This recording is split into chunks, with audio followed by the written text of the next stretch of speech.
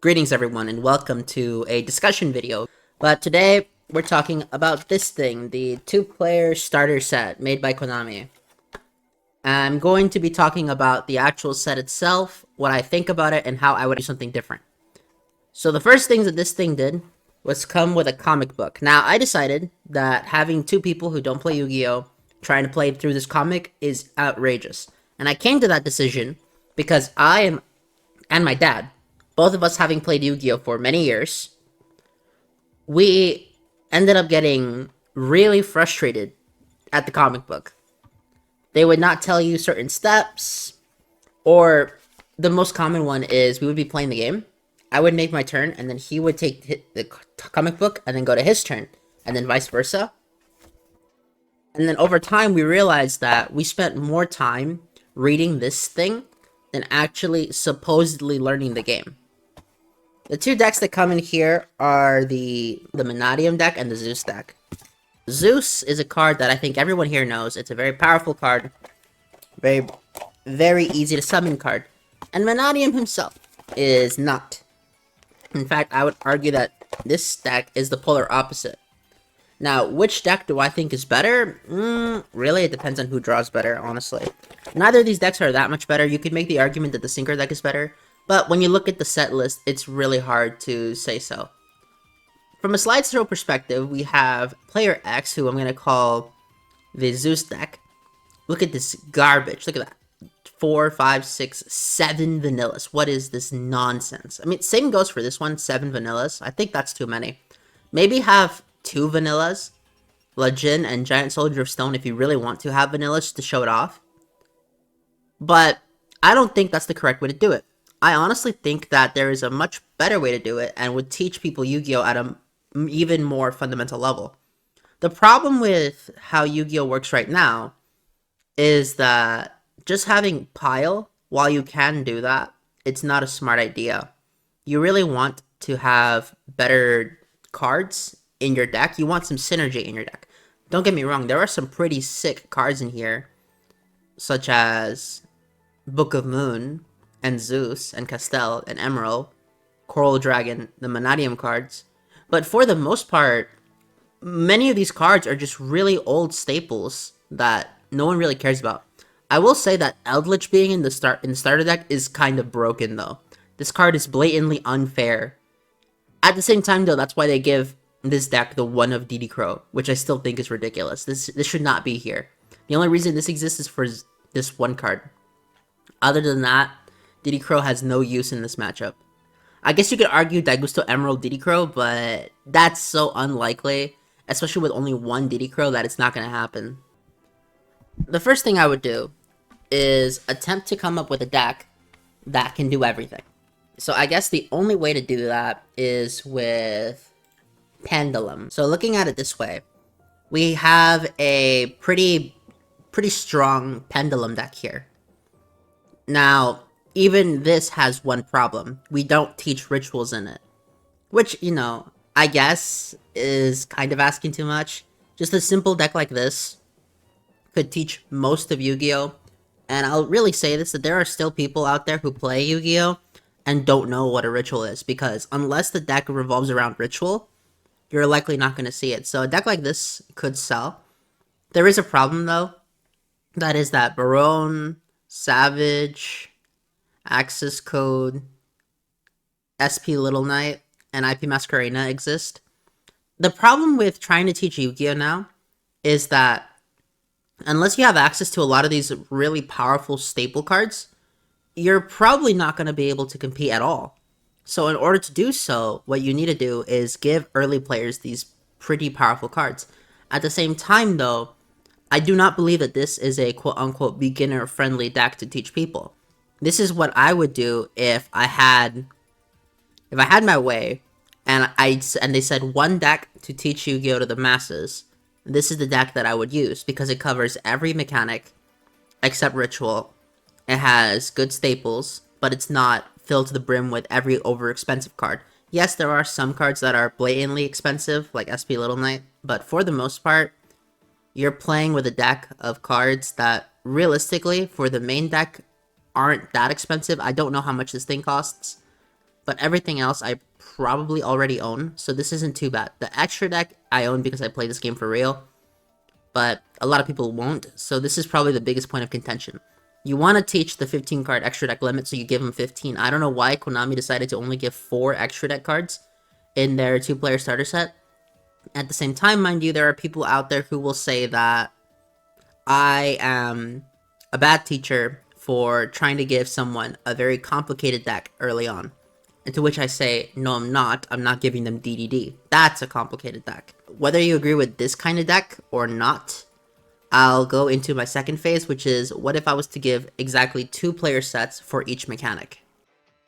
Here we have another deck type that I decided to look into. I decided to do Fusion, but I wanted to do something more basic, so I'm not going to pull out Mask Heroes. I'm not going to pull out any of those decks that require more than a basic knowledge of the mechanic. The key behind this deck is to teach players the mechanic of Fusion. So for this, I decided to include a cheat Fusion and a regular Fusion.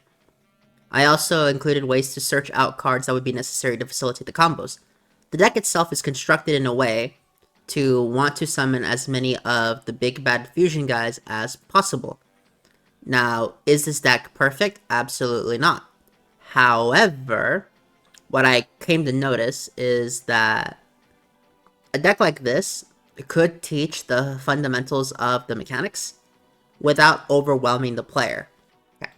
So the way this deck works is by teaching them that yes, you can summon the normal way, or let's say you want to summon Shining Flare Wingman.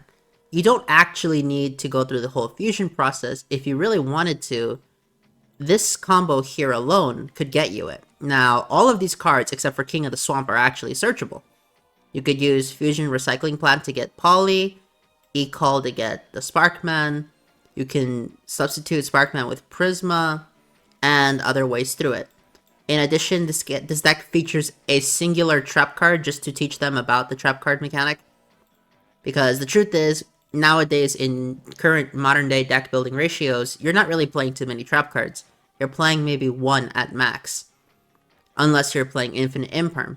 What this does is it mitigates the whole too complicated for a beginner issue, but it still has enough power to play through an entire game. And I think this works for a fusion variant. I think the next one I'm going to do will be a ritual variant. For the Blackluster Soldier deck, I decided to take a look at Konami's database and look at the Konami recommended Blackluster Soldier deck. And I looked at it and realized that it's absolute garbage. 45 cards is not worth it. And only 1 extra deck. I don't know how Konami decides to build a deck like this, but sure. So instead, I decided to trim it down to 40 cards. Largely keep the same list because I think Konami is onto something. But add some more cards. I know during the hero deck list, I stated that trap cards were largely unused. And while it is true, sometimes in-archetypal cards are a bit different. Given this is an in-archetypal negate that prevents targeting, and this is a card that allows you to cycle through your hand, and this is designed to teach people the game, so they'll likely last more than 1 turn, this is actually a really good deck list to look at for the sake of a starter deck. A lot of these cards are based off anime cards, so this is really good for the anime fans if they want to come back. But it's also really good for people who haven't watched the anime, because the deck itself is actually extremely basic to play. I should note that one thing that both of these decks lack is a turn 1 board. The problem with trying to do that is that it's going to disincentivize people from jumping in. Building a turn 1 board in Yu-Gi-Oh! Is not very beginner friendly. It's really good for, how do I put it, when you're just trying to get into competitive. But given this is supposed to teach people the game, I don't want the players dealing with a quote-unquote mega negate turn 1 board. I'm probably going to create a single negate max for any of these boards, or in the case of heroes, no negates, just combo off into all of its plays. Mostly because I want the decks to actually succeed. Now, I know that I gave 15 extra deck here and no extra deck here. That's because I want each deck to teach a specific mechanic, and in this case, it's the ritual mechanic. Not teaching the extra deck because ritual is what the name of the game is. I want to point out the fact that when you use a ritual deck, you want to teach ritual. I was originally going to go into Megalith, and then I remembered that Megalith is ridiculously complicated for a beginner. The next deck that I decided to look at would be Black Wings. I should note that this is not the hyper competitive or even an optimal build. This is intentional. We want the decks to be strong enough to make plays, but not strong enough to completely wall the opponent. Yes, we are featuring hand traps this time around because hand traps are a staple part of the metagame. And if we don't teach about hand traps, then the new player is going to go into an event, think it's stupidly unfair, and then move on. We also include Pot of Desires in here to demonstrate to the player that losing the top 10 cards of your deck really isn't that bad if it means drawing 2 cards. Pot of Avarice is here so you can recycle your Synchro cards, and these Synchro cards are mostly anime cards or cards that saw play during the 5Ds era. That way, if you did watch the anime, you would have some familiarity with the extra deck. It's still a very usable extra deck, and better, you can actually make some combos with it. The next deck I wanted to look at was going to be Satellar Knights, but I figured that Satellar Knights isn't actually the way to go. The true deck to teach beginners with is probably Gadgets, because Gadgets are even easier to play, and if you get the support with the Link monsters and you add the extra cards, you can actually do some pretty cool things with it. So the goal behind this gadget deck isn't like modern gadgets where you want to use the Platinum gadget and the other support for it. This time around, we're just going to be going for a straight Xyz gadget deck list. And the goal behind this one is to teach the value of card advantage. In addition, I decided to include some unique traps, such as Quaking Mirror Force and Storming Mirror Force to teach the value of position, card bouncing, and actually, instead of Storming Mirror Force, I think a better card to include would be Compulse. I think Compulsory is probably a better card than Storming because Battle Traps are kind of slow. And you could argue that instead of Quaking Mirror Force, you would use Book of Moon. But I think Quaking Mirror Force is cooler because it has a permanent effect. So it can teach that mechanic to the new players. Drowning Mirror Force is to show that when your back's to the wall, there's still a way out. Back to the Front is to facilitate all the searching and special summoning this deck is going to do. Once again, we're introducing hand traps to the players because if we don't, then they're not going to know, and hand traps are very, very relevant. United We Stand exists for a demonstration of an equip spell, nothing more. It's also really powerful in this deck specifically because gadgets tend to summon twice per turn minimum, usually more. Double or Nothing for a sneaky OTK that can happen, and to demonstrate what a Garnet is to the new player base in a very subtle way. We're not going to say there's a Garnet, but rather we're going to say sometimes you want to include cards in your deck that you don't want to draw, but you want to search. I also have various different removal spells. Cosmic to demonstrate banishing, Amnesty for generic, board wipe, board wipe, board wipe for different types. This is for one or the other monster, back row. Pot of Avarice to demonstrate the value of recyclability. Either you recycle your gadgets for more Xyz plays, or you recycle your already used up Xyz pile. And Cosmic Cyclone to demonstrate to the players that yes, you can activate cards in the graveyard on certain occasions. Back to the Front instead of Call of the Haunted because we're using Gores. If it not for Gores, this would be a Call of the Haunted instead. A typical gadget deck historically tended to have more negate cards, but I figured that I want to teach the game and not slow down the game. So I think this works. In addition, we have a lot of anime cards like Maestroke or Utopia, which I guess is a manga card, but you know, the point's the point. Honor Arc, Papley Operative. We have Utopia, Dark Rebellion, a manga card, and then I actually really did like the inclusion of Zeus in the actual 2-player starter set. I think that Zeus is a great card that teaches a very unique mechanic, and that mechanic is that sometimes you can cheat out your boss monsters. They don't always have to be summoned the way you think they have to be summoned. They're designed to be summoned in a way that facilitates even stronger plays in the long run. I know why they included Swords of Revealing Light, because it's to demonstrate that sometimes a non-continuous spell can stay on the field for multiple turns. So that's why it's included, but I think that most people aren't going to be needing Swords of Revealing Light in this current metagame, so I decided not to include it in any of the starter decks. And here, the reason I think this deck works really well is because card advantage is key. This deck's main goal is to just draw and search as many cards as possible, which is why when looking at this deck as well, they have perfect foils to each other. Ash Blossom and Ash Blossom, because at this point every deck is playing it unless you're going super in on combo and want consistency bonuses. And we have Ghost Ogre to counter the Whirlwind, and we have Effect Veiler to counter the gadget searches, and also any random Xyz monsters that may appear. This way, both players have access to a completed deck. Sure, there's no side deck, but even I think that side decking is a bit too complicated for a new player. Side decking is something you want to take into account once you start learning a proper strategy and metagame strategies. Once more, these decks are designed to teach people the game rather than try to overwhelm a new player. The reason I chose Gadgets instead of Satellar Knights is because Gadgets are a far easier deck to play. While they are weaker than Satellar Knights if we're going off the Xyz builds, Gadgets are also significantly easier to learn. The next deck will be the Pendulum deck. For the sake of a Pendulum deck, I decided to go with an old favorite of mine, that being Klee. Klee is a deck that is very strong. It demonstrates the Pendulum mechanic. If I really wanted to, I could have included Klee Genius, but I wanted to keep it strictly to one mechanic per deck, so I opted not to do so.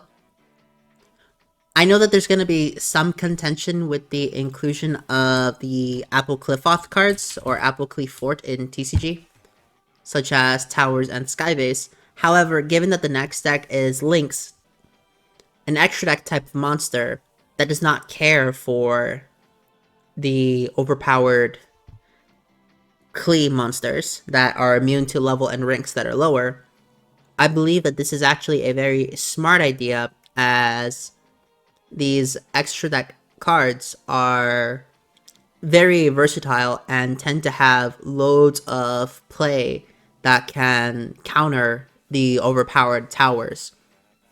Part of why I chose Klee as opposed to any other Pendulum archetype, given that early on I decided to have a dedicated Pendulum deck like this, is that there's an argument where you could say that this deck is too complicated for a beginner, and I totally understand, although I think this deck is perfect for teaching the game to a beginner if they want to go competitive. If some people might say this is too broken, so for the sake of argument, I decided to go for something a lot more simple. In addition, Klees kind of force themselves to stay within their own archetype, meaning that even if I did include loads of extra deck cards, the likelihood of me using them is actually quite slim. And because of that, I figured it'd be best to use Klee in this way.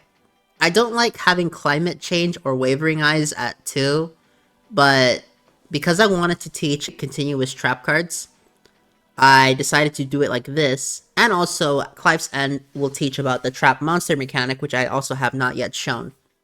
If I wanted to have a dedicated trap monster deck, I would have taught Paleozoic, and that would have been the Xyz deck.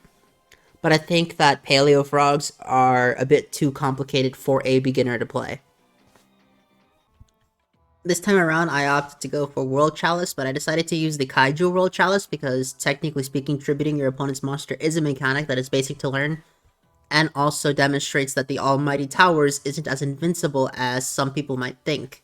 Don't get me wrong, Towers can definitely win a game by itself, but when going against an entire Link package this size, the likelihood of it doing so is rather low. In addition, I opted to go for a pure Link build instead of Justiciar and all the other World Chalice cards, because once again, I'm trying to keep it to one mechanic per deck. This World Chalice deck list is quite basic, and while it does have a huge weakness in the fact that it no longer has Firewall Dragon, because that thing got eroded, poor guy, we can still summon the Kaijus rather easily with Saryuja's Skull Dread, or as some people used to call it, Skuldate. In addition, we need to make these boxes worth somebody's money, so we added an SP Little Knight in here as the reprint. Because the thing about this, these also serve as reprint sets. For this one, we don't really have a reprint, but this will come with this one, so that's fine. Then, for the sake of Synchro versus Xyz, we just decided to add Lightning Storm as a reprint. We put in, I guess, Double Zeus would definitely pay for this. And for this one, we added mostly some generic Synchros. I guess some people might still want a Crystal Wing, but I doubt it. Part of why we put these here is for the triple Imperm, triple Veiler, triple Ash. Again, the reason I'm using these instead of one-ofs is because I'm going at the mentality of I actually want to teach people how to play Yu-Gi-Oh! And so doing it this way would work. We also get reprints of the Solemns if you really want them. I know that Ash, Effect Veiler, and Imperm have been reprinted already, but they're still good cards to have. And in the case of Xyz, Evenly Match has already been reprinted, but it's still good. Then by adding Lightning Storm, we get a reprint. I guess for people who want to play Edison format, Gores get to reprint here. And just some Baguska reprints, stuff like that. Very, very basic reprints. I think Double Zeus would pay for the Syncro versus Xyz one alone. But I think that all these Xyz might entice somebody to pick them up for any retro format they want to play. And then for the sake of Fusion versus Ritual, for this sake, I don't think there's any real reprint that anyone might want from here. This one's goal with the Fusion versus Ritual is purely to entice fans of the Yu-Gi-Oh! Anime and manga, because they see, oh, Elemental Heroes, or they see, oh, Blacklist Soldier. They're thinking in their mind, oh yeah, this is how Yugi defeated Mai. Or in the case of Elemental Heroes, oh yeah, this is the deck that Jaden played. Notice I'm saying Jaden because this is largely being sold to the TCG audience, and the TCG audience tend to be, in terms of the anime, a bunch of casuals, so they don't want to use the Japanese names. You're very rarely going to hear an English speaker call them Judai unless they are a hardcore fan. And if they are a hardcore fan, then definitely they're going to buy this. In addition, I guess Connector, if you really want to make the argument, but I'm pretty sure Isolde's banned now. Isolde is banned, sadly, so not happening. But I think that we could just entice people off anime nostalgia alone with these. And definitely this will teach people how to play the game for their respective mechanic. This will definitely teach Ritual. Definitely this will teach Fusion. This will certainly teach Xyz at a very rudimentary level, mind you, but it will teach it. This will teach Synchro very well, along with the importance of card advantage. This deck will teach that just because something says unaffected doesn't mean it's really unaffected. It can definitely be beaten.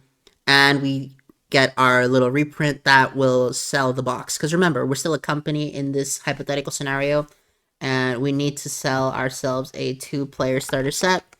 And do not forget that Konami themselves have, at the shareholder meetings, been saying that they need new players in this game. And then lastly, we're using Cleave because this is a very, very popular Pendulum era Pendulum deck that teaches the Pendulum mechanic without being super broken. It's also very basic to play because this deck was labeled a helmet deck back in the day, and helmet decks are infamous for being quite easy to play. I believe that if they decided to just make 3 different boxes of Fusion versus Ritual and Xyz versus Synchro, which this one actually is, Xyz versus Synchro box, but a real one, and then Link versus Pendulum, I believe that they would have had an even stronger case for getting new people into the game. This definitely would have served for some cool reprints that some people may want. It will have sold the boxes with some individually strong reprints, SP Little Knight, Access Code Tucker. Here we have more reprints of Hand Traps and Double Zeus, so it automatically pays for itself. And here we have Anime Nostalgia, and never forget how powerful the Anime Nostalgia is, especially for DM and GX specifically. You could get away with 5Ds, but once you get to 5Ds Nostalgia, then you're getting to more of the hardcore anime fans, and they probably will buy this, but they don't need to be enticed. Just saying that all these Synchro guys from the anime are going to be in this box is going to entice them right away. So that's my take on how I would have done the 2-player starter set if I was put in charge of it. I want to thank all of you for watching, and I want to know what you guys think in the comments below. Have a nice day.